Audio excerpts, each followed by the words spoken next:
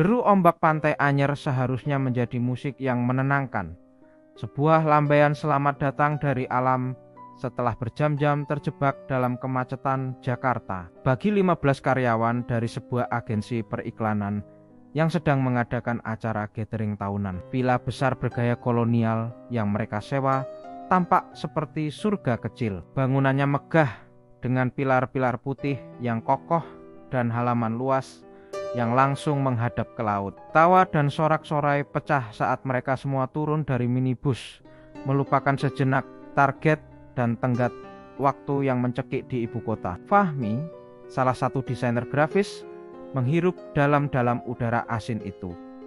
Akhirnya, liburan, serunya pada Bagas, temannya yang paling skeptis dan suka bercanda. Liburan atau kerja rodi dibungkus barbeque, balas Bagas sambil menyeringai, tetapi matanya ikut berbinar melihat hamparan pasir keemasan. Saat mereka berkeliling villa dipandu oleh penjaga, seorang bapak tua bernama Pak Udin.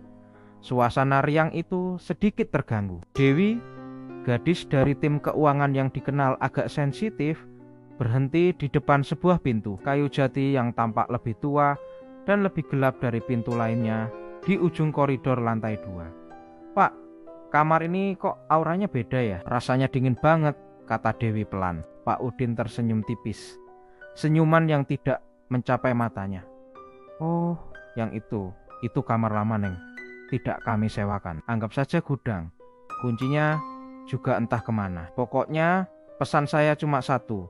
Jangan ada yang coba buka atau masuk ke kamar itu."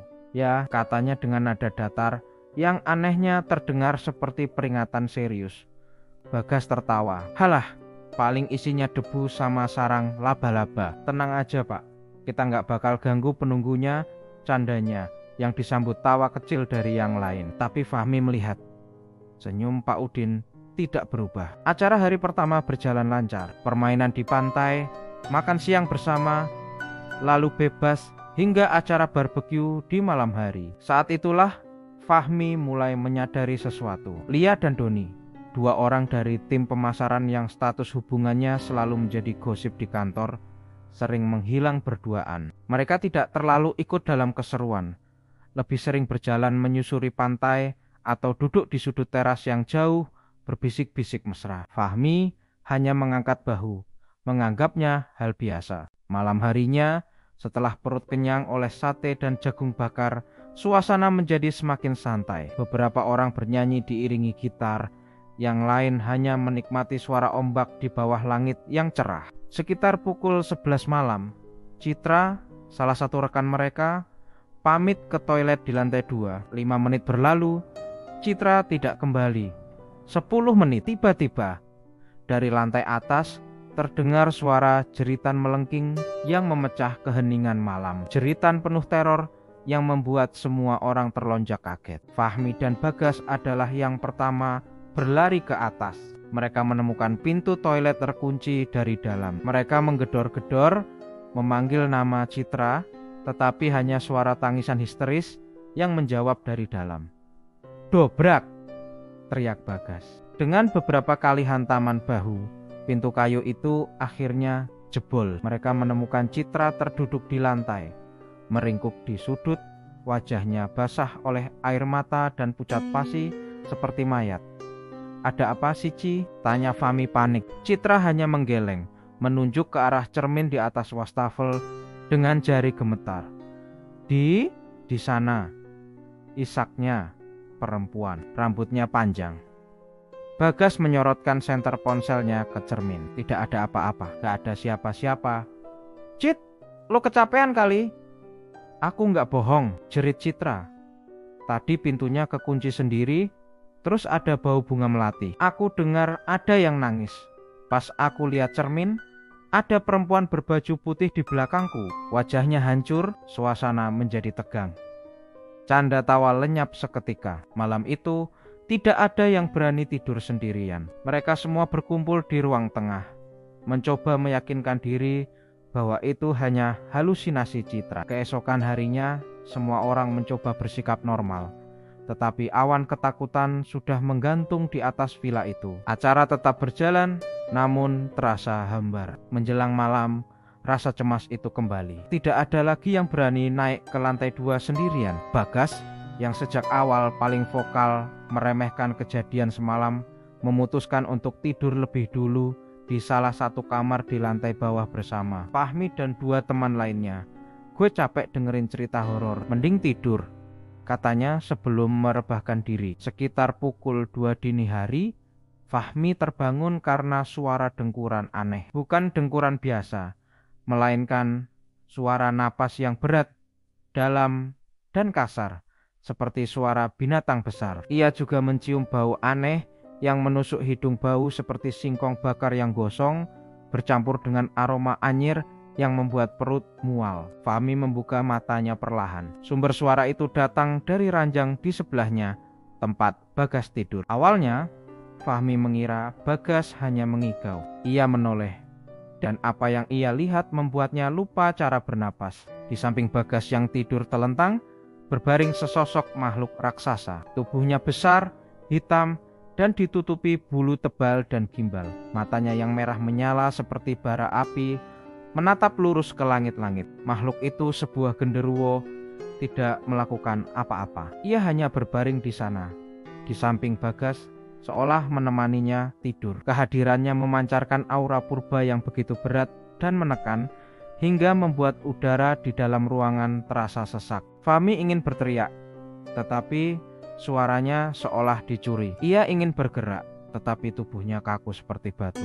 Ia hanya bisa memejamkan mata rapat-rapat, berdoa dalam hati, berharap semua ini hanya mimpi buruk. Lalu ia mendengar gerakan dari ranjang sebelah.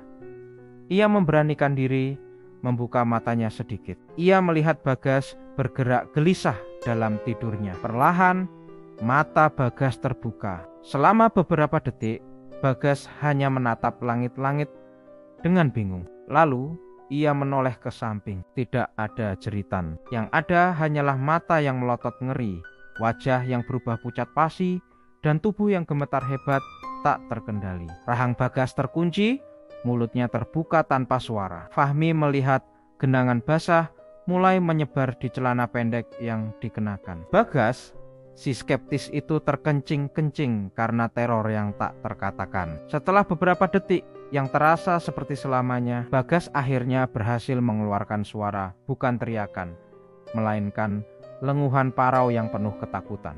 Makhluk di sampingnya seolah terusik. Ia menolehkan kepalanya yang besar, menatap lurus ke arah Bagas dengan mata merahnya, sebelum akhirnya perlahan-lahan memudar menjadi bayangan dan lenyap. Lenguhan Bagas berubah menjadi jeritan histeris yang membangunkan seisi villa. Kekacauan pecah. Semua orang kini berkumpul di ruang tengah, gemetar ketakutan. Tidak ada lagi yang berani kembali ke kamar. Mereka menyalakan semua lampu, duduk berdempetan, menunggu pagi datang. Di tengah kepanikan itu, Fahmi berjalan ke arah jendela besar yang menghadap ke pantai. Entah kenapa, ia merasa ada sesuatu yang mengawasi mereka dari luar. Dan benar saja, di antara pohon-pohon kelapa, ia melihatnya. Bukan sosok yang jelas, melainkan sebuah bayangan. Bayangan berwarna merah darah yang berputar-putar dan menggeliat seperti asap tebal, memancarkan aura kemarahan dan kebencian yang begitu pekat. Bayangan itu seolah menari-nari dengan gembira melihat ketakutan mereka. "Sudah cukup," teriak Heru, manajer mereka yang bertindak sebagai ketua rombongan. Wajahnya tegang. Ini semua tidak mungkin terjadi tanpa sebab. Siapa yang sudah melanggar aturan? Siapa yang masuk ke kamar terlarang di ujung koridor itu? Semua mata saling memandang, mencari jawaban. Tiba-tiba, Lia, yang sejak tadi hanya dia memeluk Doni, pecah tangisnya. Aku sama Doni, Pak," isaknya dengan suara bergetar. Kami penasaran. Pintunya tidak benar-benar terkunci. Hanya macet. Kami masuk ke sana kemarin sore. Hening seketik. Semua tatapan kini tertuju pada mereka berdua. "Kalian ngapain di dalam sana?" tanya Heru. Suaranya dingin dan menusuk. Doni menunduk, tidak berani menatap siapapun. Lia menjawab di sela-sela tangisnya. Kami Kami berbuat yang tidak semestinya, Pak. Kami berzina di kamar itu. Sebuah desahan ngeri kolektif terdengar di ruangan itu. Seolah semuanya menjadi jelas sekarang. Kamar terlarang itu bukan sekadar gudang. Itu adalah tempat keramat, tempat yang dijaga. Perbuatan nista yang mereka lakukan di sana telah menodai kesuciannya, membangunkan dan mengundang amarah para penunggunya. Kuntilanak di kamar mandi, genderuwo di kamar tidur, bayangan merah di luar semua itu adalah manifestasi dari kemarahan alam gaib yang merasa wilayahnya telah dilanggar dan dikotori. Tidak ada yang menunggu pagi. Kepanikan mengalahkan segalanya. Dalam waktu kurang dari setengah jam, mereka semua sudah mengemasi barang-barang mereka dengan tangan gemetar, melemparkannya ke dalam minibus. Mereka meninggalkan villa mewah itu di tengah kegelapan malam, melaju kencang meninggalkan Anyer seolah dikejar oleh iblis. Di dalam bus, Fahmi menatap ke belakang, ke arah villa yang kini tampak seperti siluet hitam di tepi laut. Ia tahu, perjalanan ini akan meninggalkan bekas luka yang tak akan pernah sembuh. Gathering yang seharusnya mempererat kebersamaan justru berakhir menjadi sebuah pelajaran mengerikan tentang konsekuensi. Pelajaran bahwa ada tempat-tempat di dunia ini yang menuntut rasa hormat dan ada batasan-batasan tak terlihat yang jika dilanggar harganya adalah teror murni yang akan menghantui mimpi mereka selamanya.